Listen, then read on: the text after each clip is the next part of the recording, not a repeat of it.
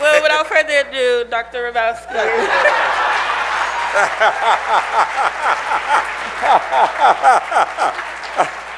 Some of you will appreciate it. The longer the introduction, the older the person, all right? So let me be kind of young, all right? Let me start by saying how inspired I am to be here, to your board, and to all of you, Reverend Jones, to my hero, the Congresswoman, to so many others in this room. Let me start by saying how inspired I am that I was introduced by a teacher. Give her a round of applause, coming. By a teacher.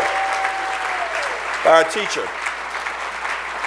Let me say how inspired I was to hear a mother of children who's doing two things, making sure her children get educated and going back to get her GED. Give her a big round of applause.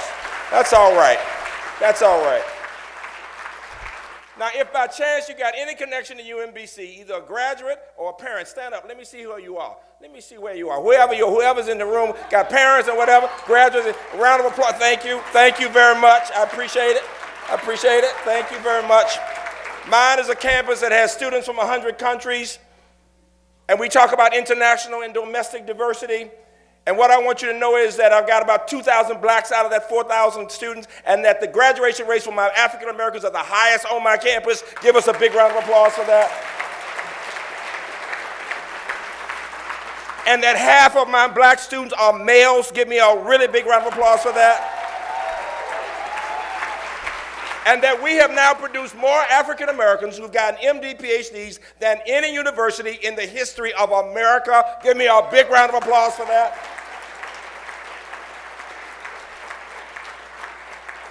And yeah, we did the UVA thing, but we were last year's National Cybersecurity Champions. Big round of applause for that.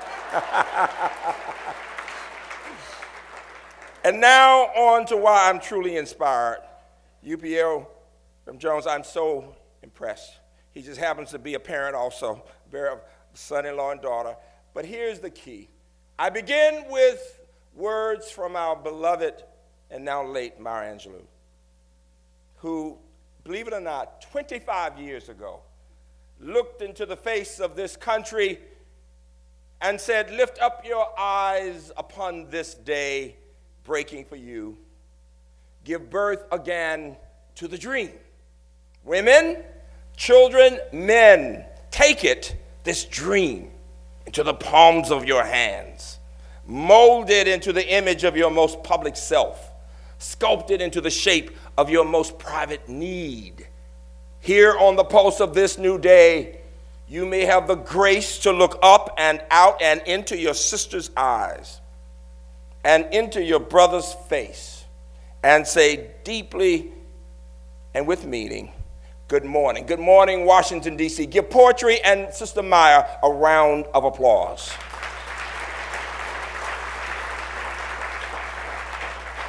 My message today is that the way we think about ourselves as a society, as a city, as African Americans, as Americans, the language that we use, the way we interact with each other, the values that we hold will be so important. We become like whatever it is that we really love.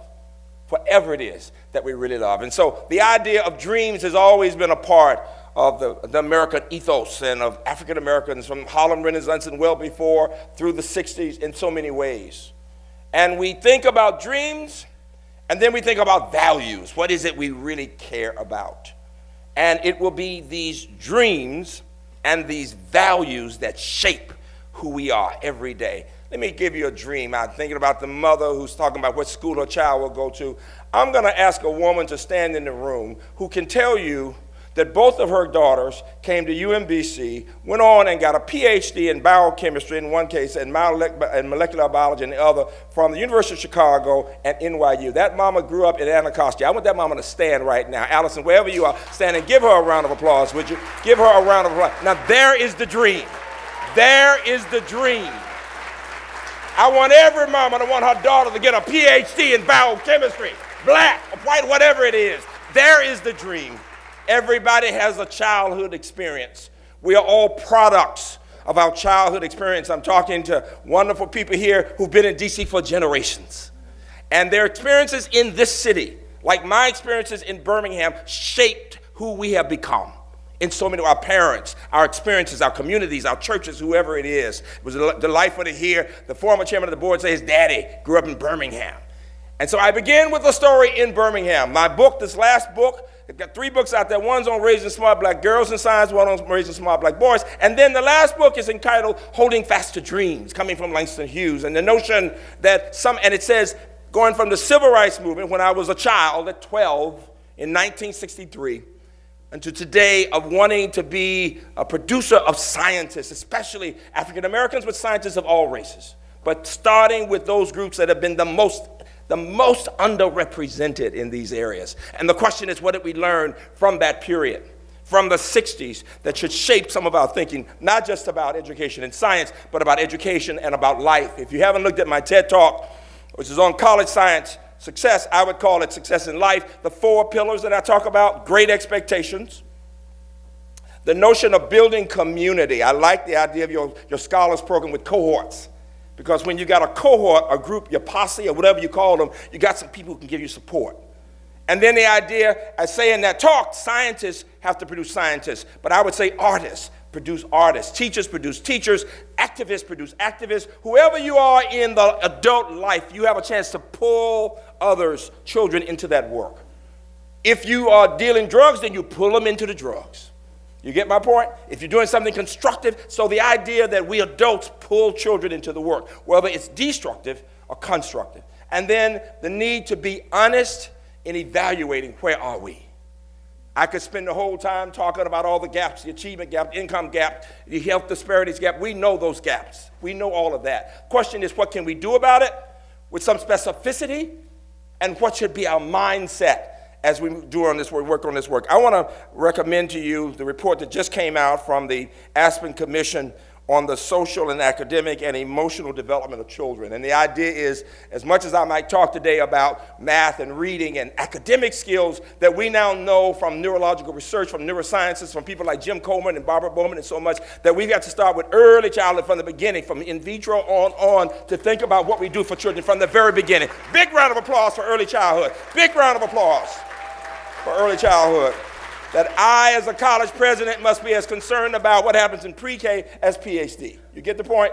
That it is this continuum of life that we're talking about. But the report says several things. It says a growing movement dedicated to the social, emotional, and academic well-being of children is reshaping learning and changing lives across America. And on the strength of its remarkable consensus, a nation at risk is finally a nation at hope. I want you to keep that thought of a nation at hope. And just get the summary of that report. It just came out. It talks about the cognitive skills, problem solving, and being able to focus, to get a child to be able to focus. As my little 7-year-old, I'm trying to get my little boy to focus, my grandson, right? To pay attention, right? To do the things that don't run people crazy in that classroom so they won't put him out. Give me a round of applause for that. Give me a round of applause for that. That we make sure we don't put the little boys out of school, right? And then finally, social and interpersonal skills, and then finally, emotional skills and competencies. And so the story I tell, Carmen had begun to tell it. I'm sitting in the back of church, and I don't want to be there in the middle of the week. My folks make me come, and they placate me with the 2 things I like most: eating and doing math. I'm eating M&Ms, the good kind with the peanuts. And I'm doing my little math, and I hear this man at the lectern say, if the children participate in this peaceful protest, all of America will understand that even our babies, our children, know the difference between right and wrong, and they'll be able to go to better schools. Now, we knew we had some dedicated, hardworking teachers, but we also knew those teachers had very few resources, that we didn't get what the others got. And the only thing I could think about was that I was tired of those hand-me-down books, because in my city, as a child, I would get books that had the brown paper bags around them. And I'll never forget, they said that you don't peel that brown paper. And in the 2nd grade, I'll never forget, little fat Freeman was peeling that paper back, because I wanted to see what's under this book. And I get just to the point where I see the name of the school, and it's the white school. And I realize how raggedy that book is. And I go up to the teacher and I say, how come they give us their books after they throw them away? And she looks at me, and she's embarrassed, and I can see it. And the first thing she says is, boy, I told you not to take that paper around that book. Wait a minute. I didn't do what I was supposed to do. But then she said this. She said, let me tell you something, boy. She said, You are a child of God. Don't you ever let anybody else define you as second class. You are a child of God. You ain't got time to worry about that piece because there was nothing she could do about it. But at the same time, she said, get the knowledge in the book, and we'll keep talking about it. I'll never forget that lesson as long as I live. And so that night, when I'm listening to Dr. King, and I'm thinking, and even when parents could buy their books, we couldn't take the books to school because then you'd be different from everybody else. So you had to have them little raggedy books where everybody else had already marked in them. Psychologically, think of what that was doing to children. So I knew I had to go. I had to go and try to see what we could do to have those books and to have better resources and to not be seen as less than. And amazingly, I went home and I told my parents, I got to go. I got to march. And what did they tell me? Absolutely not. And what did I tell them? I said, you made me go. I ain't want to go. You told me to listen. I kind of listened to him. And now you won't let me do it. Y'all hypocrites. Now, at that time, you did not tell your daddy and mama they were hypocrites. So my dad said, go to your room, boy. The next morning they come in. I'm worried they're going to punish me. And they had been crying. They stayed up all night. And they said this. They said, it wasn't that we didn't trust you. If you go to jail, if you go to march, you're going to jail and you're 12. We don't trust that they will treat you right. But we're going to put you in God's hands. And they did let me go. And it was a terrible experience. And on that picture there, the last person is me. People say, you look so mean. I was scared as hell. The dogs, the fire hoses, jail, right? The only thing, my students say, oh, you must have been really courageous. I was not a courageous kid. The only thing I'd ever attacked in my life was a math problem. Did you get that? I was a fat little nerdy kid liking math, all right? So don't think I'm some hero. I just wanted a better education. And they treated us miserably. They did unspeakable things that we agreed never to talk about. And yet, in the middle of the week, outside the jail, there were all our parents singing the songs. And if you can imagine all these little children, I'm a big kid in our school with children 7 and 8 years old crying for their mamas. And you see these parents trying to be strong for their children. And you think the children are in jail because they wanted a better education in America. And I'll never forget Dr. King said this, what you do this day will have an impact on children who have not even been born. And somehow we sensed the profundity. We knew there was something deep about that. Didn't understand it. Well, later we got out of jail and all the stuff that happened. The worst thing of all was when our little friends were bummed in the church. The 4 little girls. Look at that movie. It's a horrible, horrible thought that children are bummed in church. Little girls coming out of Sunday school dressed in white, going down to the basement to go in the bathroom and primp like little girls do, getting ready to go and be ushers, not knowing that the bomb is under the commode. And all of a sudden, my sister church, 6th Avenue, and we actually, the trembling, and all of a sudden we get the note that 16th Street has been bombed. And all of our cousins, our sisters, our brothers, our parents, and all of a sudden, they can find everybody but 4 little girls. And my little friend, whose daddy had given her a ring that morning, they couldn't find her. And then they found the hand with the ring. We children of Birmingham dreamed for years about that hand. I will never forget what it made me feel, that you can't even be safe in church. Why do I go through all that? Lest we forget. Lest we forget. We must not forget what we have been through. But quickly, a nation of hope. The idea of soon after that march on Washington, before you know it, awful things happening, assassination of a president, and then somehow that Southerner was able to lead the country, and all of a sudden, we had the Civil Rights Act, and then we had, what did we have after that? We had the Voting Rights Act, and we had the Higher Education Act, and the world changed dramatically in many ways. What percent of Americans do you think in 1965 had graduated from college? What do you think? Take a guess. What percent of Americans anywhere, just across the board, had graduated from college? What do you think? I heard 15, I heard 12, anybody else? It was only 10%. About 11% of whites, what percent of blacks? About 2%. Almost all, with few exceptions, from the HBCUs. Okay? Now here's the point. What percent today have graduated from 4-year colleges? What do you think? I heard 35, anybody else? 55? 60? All right? Believe it or not, we just got to 30%. You need to know that. And if you break it down by race, whites, it's almost 40%, high 30s. For blacks, it's about 21, 22. For Latinx, it's only about 15%. For Native Americans, below that. For Asians, it is about half, about 55%. Now, why do I tell you that? What I'm telling you is that 2/3 of American families have never, across the races, have never had anybody graduate from a four-year institution. Now, I tell some people that, and they say, oh, that couldn't be true. Everybody I know has a college degree. Duh. Duh. Lawyers know lawyers, doctors know doctors, and plumbers who do pretty well know plumbers. You get my point? People have had experiences or they've not, or had experience. But here's the biggest difference.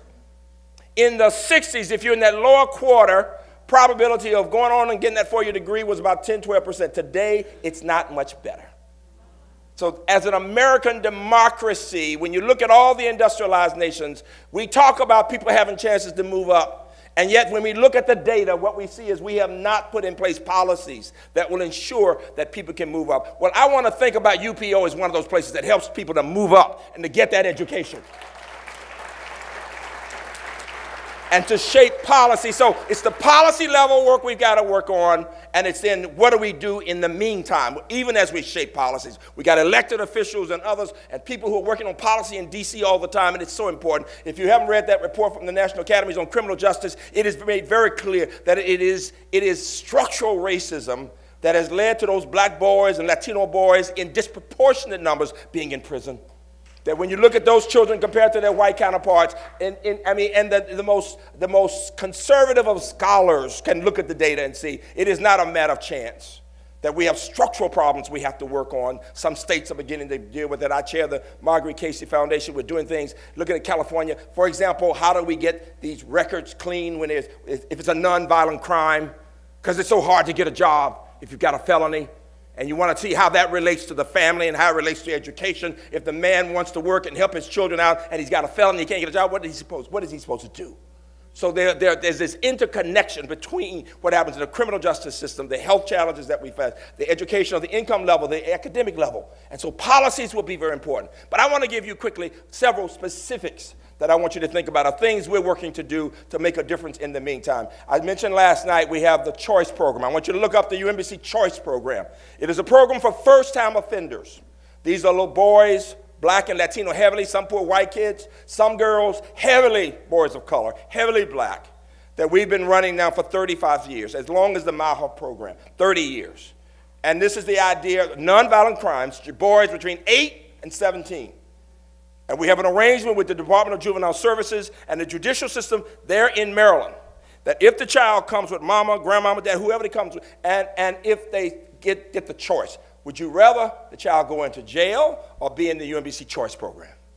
And most would say the Choice Program, okay? And the idea is we supervise them 24 hours a day, 7 days a week.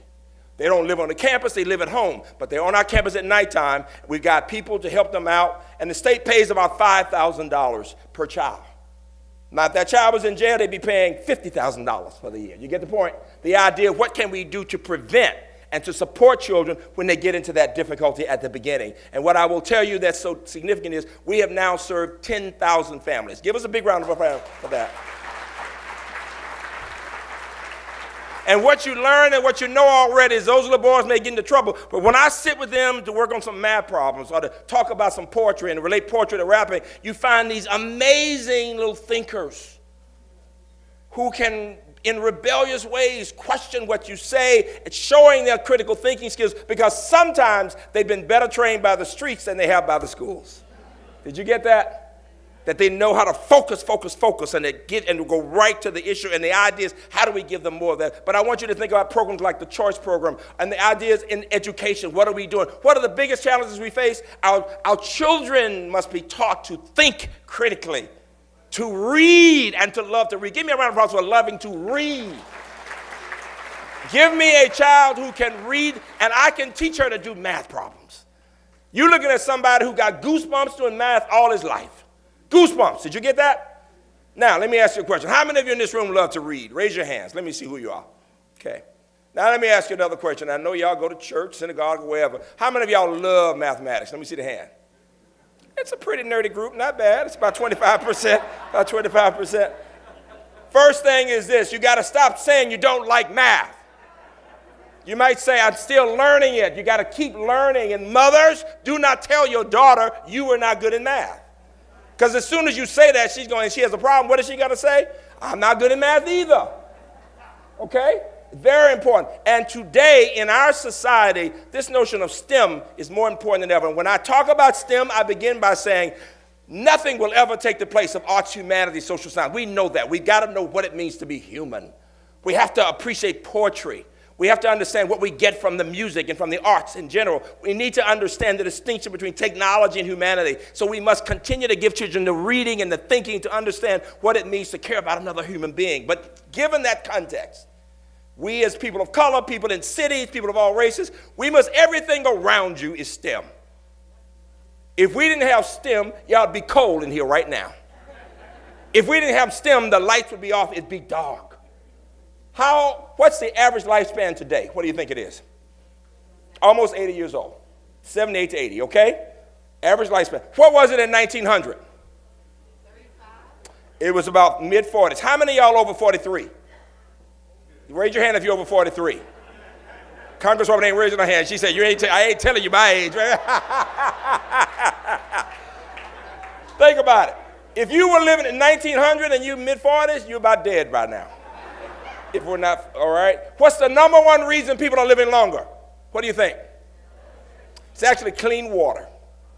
The sewage system was the biggest issue. Why do I tell you that? We must help our children look towards efforts in these STEM areas. They can major in English and still get some technology and get a job related to both. You get my point? It's the genius of the and, not the tyranny of the or. It's got to be both. You got to give them more. The most exciting program I know on our campus is for middle school girls, and I challenge your city to think about it, and it's in coding and yoga. It should be for girls and boys. You know who funds that program for coding and yoga? The National Security Agency. So this is not frivolous stuff. Why is it? Yoga teaches stamina and discipline and meditation. You get my point? And you learn to do by doing. The coding comes from getting that opportunity. Boys are doing it more than girls, but I would say for kids of color, we need both. Giving them an opportunity to learn whether it's martial arts or yoga and learning coding while they learn reading and math. The idea of the development of all the stuff is very important. And then teachers. How many people in the room have ever taught in the school? Let me see your hands. Give the teachers a round of applause. Give the teachers a round of applause. One of the reasons that we have a decline in teachers is that people are having problems with the teacher's exam. And while we must interpret the exam the right way, the teacher's exam is going to be there. It's going to be there because we need to know that people can prove that they can read well. Did you get that? And when people come to me and say, well, my daughter wants to be a doctor, but she's not going to do well on tests. Okay, you on the operating table right now. And I come in, I say I'm a doctor. I never passed the test, but I love people. It ain't going to get it. You will not let somebody operate if they can't prove somehow that they got what it needs. Now, passing a test doesn't make you a good doctor, so it's not a sufficient condition, but it's a necessary condition. So whether you're going to be a nurse or an accountant or a lawyer or a doctor or a teacher or going to be, in every one of them, you got some kind of exam you got to deal with.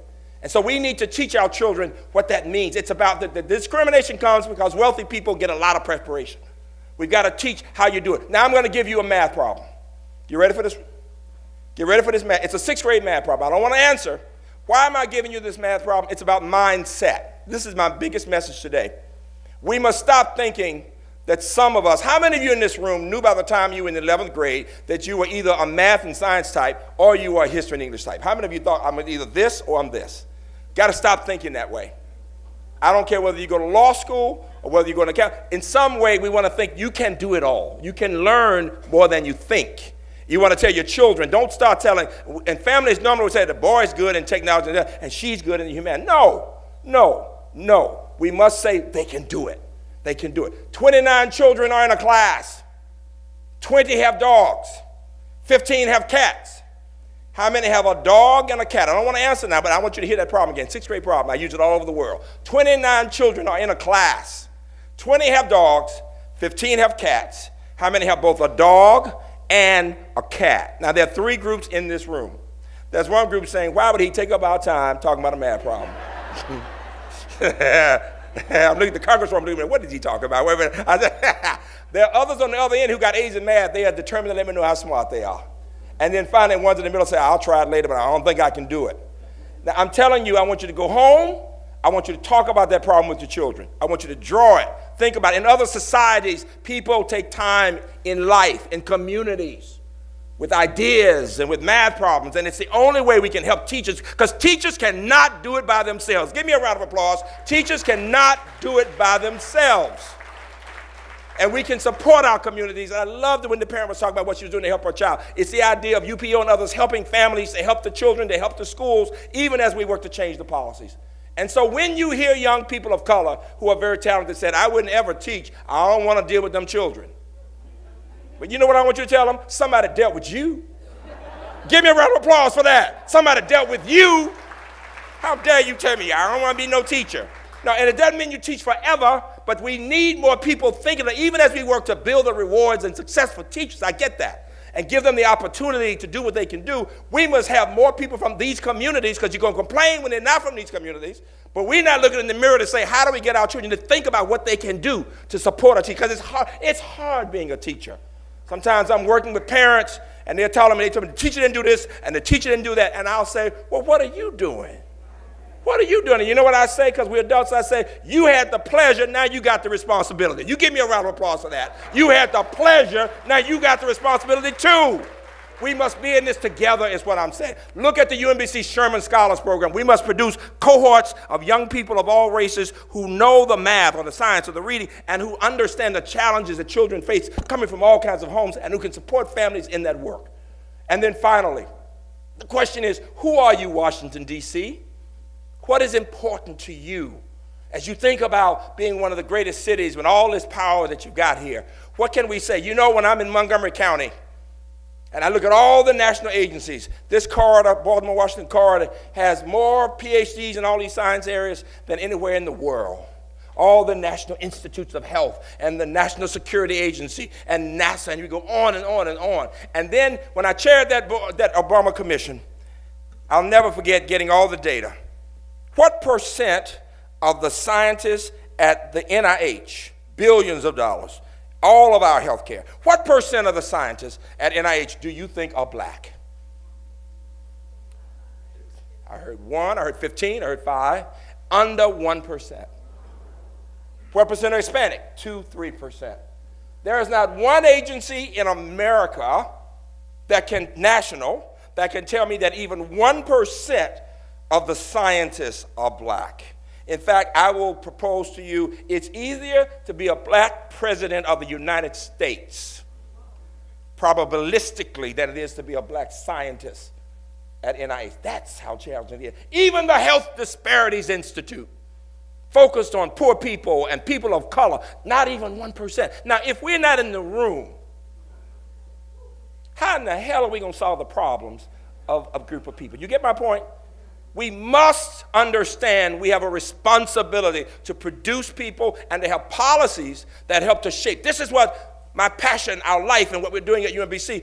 These MD-PhD, remember that term, MD-PhD. These are physician scientists. These mean people who will have a chance to go and be not just at the medical school, but teaching other doctors, but not just doing a Band-Aid on something, not just the doctor, but the one who solves and cures it. Sickle cell anemia. Well, we know the question is how many scientists of color are working. You get my point? When we talk about diabetes, high blood pressure, all these things, people of color we know are challenged. We need people from those environments. And I need you to work with your city and with your schools to challenge all of us to teach children the reading and the thinking and the development in a way that has never been done before. And so in the spirit of hope, I leave you with one final story that I've told so many times. My mama grew up in a town called Wetumpka, Alabama. And as a child, she had a choice of working in a cotton field or working in a wealthy white home. And she decided she wanted to see how rich white people lived.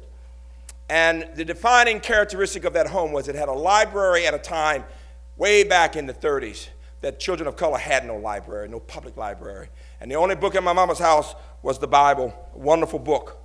And she learned in that house to read and got a chance to talk about the book with the woman of the house and to do some writing. And she decided to become a teacher. And she wanted to be a teacher of English because she realized the more she was reading, the more she loved to read. And the more she loved to read, the more reading she did. And all of her girlfriends couldn't understand why she'd want to read outside of school because they never got to the point of reading well enough to want to read, to enjoy. You only love doing what you do well. So if you're still reading with your lips, you haven't gotten to read well, and you just push the book away and you say it's not interesting. And so she was passionate about this notion, I got to get children to love to read and write and talk about their ideas. And her favorite author, of course, was Zora Neale Hurston. Ships at a distance have every man's wish on board. For some, they come in with the tide. For others, they sail forever on the horizon, never out of sight, never landing, until the watcher turns his head away in resignation, his dreams marked to death by time. That is the life of men, and my mama would say, and women. That if you don't get that child that education, it's so hard to talk about what the future is going to be. I want you to think about my mama, who gave her 40 years teaching, and at the end of her life, she had developed Alzheimer's. She was faking it all the time. She was so brilliant that she could make us believe, even recall, that she knew who we were, but she really didn't. Now, I'm an only child, and my wife got her to come up to Baltimore, and she's sitting on the porch with me. She's smiling. I know she knows I'm familiar. I'm an only child. She really didn't know who I was. And I said to her, what are you thinking about? She said, I know the end is near. You don't want to hear your mother say that. But I said, what's important to you? Because you see, if somebody knows it's getting close to that time, you get the essence of the person. And she said, what's important? Relationships. This is my gift from my mama to you. Relationships. She said, my relationship with my God. She saw I was about to cry, and she said, you just hold on to your faith. You'll be okay. And then she said, my relationship with my husband. He's a wonderful man. She'd forgotten Daddy had died 20-some years before. And then she shocked me. She said, you know, I have a son.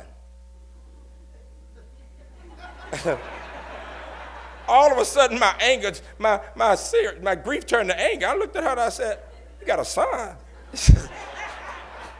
I'm thinking, this woman had a child when she's in high school and never told me about it. I got a brother. She's going to dump this in my lap and then leave. I'm pissed. All right. I started looking at her real evil like. And she said, he's a college president. Thank God she's talking about me. Wait a minute. I forgot she didn't know who I was. But then she gave me the gift that I really give to you, because I want you to think about this notion of a teacher. Whether you're in the classroom or you're working with a mother or whatever you're doing, you are teaching through what you say and what you don't say. Through your body language, people can tell what you think. All of us must see ourselves as teachers. And she said this, I now know that teachers touch eternity through their students. Teachers touch eternity. Whatever I had to give, I gave it to those children, my lust for learning and my belief in them. And I went back to Birmingham and spoke. And after she had died, and all these people came up to me, they said, your mama didn't just teach me. She didn't just teach me to read. She taught me to love to read. And when it was time to go to school, she went to the projects and told my mama, let that child go to college and get her own job. So she don't have to depend on anybody, right? And because your mama did all that, I got to college, and then my sister got to college, and then we could get my grandmama and my mama out of projects because that one teacher believed in me. I challenge you, Washington, D.C., UPO, watch your thoughts, they become your words. Watch your words, they become your actions. Watch your actions, they become your habits. Watch your habits, they become your character. I tell my students, your character has everything to do with who you are, not only when people can see you, but what will you do when your mama's not there? So thoughts become words, words become actions, actions become habits, habits become character. Watch your character, it becomes your destiny, dreams and values. Washington, you are so special, and you can be even better. God bless you all.